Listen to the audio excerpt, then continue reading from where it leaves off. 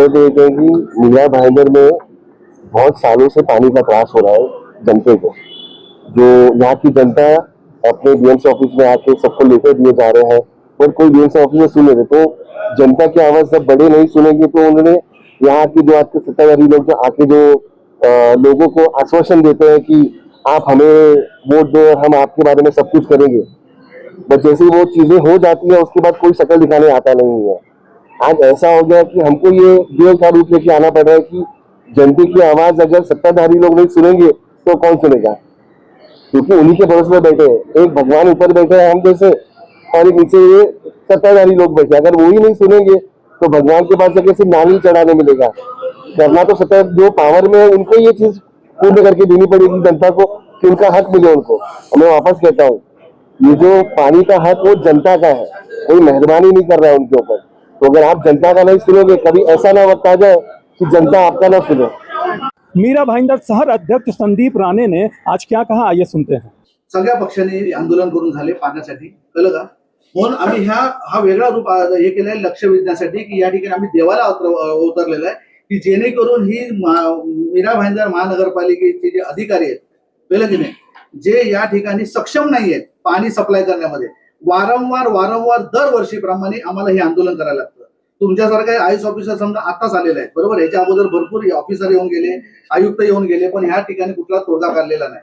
सूर्या डॅमच्या माध्यमातून या ठिकाणी फार मोठा भ्रष्टाचार चालू आहे। 8 वर्षापासून आम्ही लॉलीपॉप खातोय, गाजर खातोय, पण आम्हाला ते हजम होत नाहीये, लक्षात घ्या। त्यामुळे मीरा भाईंदरचे आमदार असतील, खासदार असतील, 6 महिन्यामध्ये पाणी येणार असेल, 2 वर्षापूर्वी सांगितलं, 8 वर्षापूर्वी पण ते सांगितलेलं।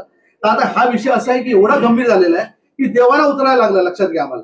त्यामुळे मला असं वाटतंय की तुमच्याकडनं हे शुभ कार्य घडो, कारण सूर्याचं स्वप्न आम्हाला भरपूर दाखवलंय, पण स्वप्न काही साकार होत नाही, लक्षात घ्या। त्यामुळे आम्हाला देवाला उतरायला लागलंय। तर तुमची आता भूमिका काय, आम्ही तुम्हाला निवेदन देणारच आहोत, पण तुमची या ठिकाणी जर सूर्या डॅमच्या प्रकल्पामध्ये वारंवार शरद नाणेकर साहेब मेसेज टाकतात की ठीक आहे की बाबा पाणी शॉर्टेज आहे, एवढं एमएलडी सगळं, पण त्या ठिकाणी आम्हाला सगळं फेक वाटतंय, लक्षात घ्या। कारण कसं आहे, डॅमेज तुमचा जो प्रकल्प आहे, ज्या ठिकाणी बोलतात लिकेज होतं, हे होतं, वारंवार तिथे ब्रेकडाऊन होतं, शटडाऊन होतं, तर एकाच ठिकाणी जर शटडाऊन होत असेल आणि एकाच तुमचं मशिनरी फेल्युअर आहे, एमआयडीसीची असू दे किंवा याची असू दे, नगरपालिकेची असू दे, कुणाची असू दे, पण या ठिकाणी वारंवार जर त्या ठिकाणी जर तुमचं ब्रेकेज आणि शॉर्टेज होत असेल, ब्रेकडाऊन होत असेल, हा फेल्युअर आहे। नगरपालिकेच्या हद्दीमध्ये राहणाऱ्या नागरिकांची फिरवड आहे। लॉजला तिथे 20 25 कनेक्शन आहेत या ठिकाणी बेकायदेशीर झोपड्यांना कनेक्शन आहेत, पण बिल्डिंग मध्ये कायदेशीर राहणारे लोक ज्यांना कनेक्शन नाही, ही दुर्भाग्याची गोष्ट आहे, लक्षात घ्या। आज ते लोक टॅक्स भरतात, जे टॅक्स भरतात त्यांना पाणी आहे। तुमच्या टँक मध्ये पाणी येतं टँकरसाठी, पण नागरिकांच्या नळाला का पाणी येत नाही, हा मोठा प्रश्न लोकांच्या समोर आहे। तर हा तुम्हाला ना स्पष्टीकरण द्यावं लागेल, कारण कसं हे विटंबना आता भरपूर झाली नागरिकांची, वारंवार हेच गिरवायचं म्हणून माणसाचा थकली, म्हणून आम्ही देवाना या ठिकाणी उतरवलेलं आहे, लक्षात घ्या। त्यामुळे तुम्ही त्याचं उत्तर द्यावं व्यवस्थित आणि त्याचं इम्प्लिमेंट करावं। शरद नाणेकर आम्हाला सांगावं आपण की वारंवार आपण जे मेसेज टाकतात ह्याच्यामध्ये कुठे तथ्य असेल तर टाकावं, नाही तर तुमचं फेल्युअर असं आम्हाला तरी समजतं।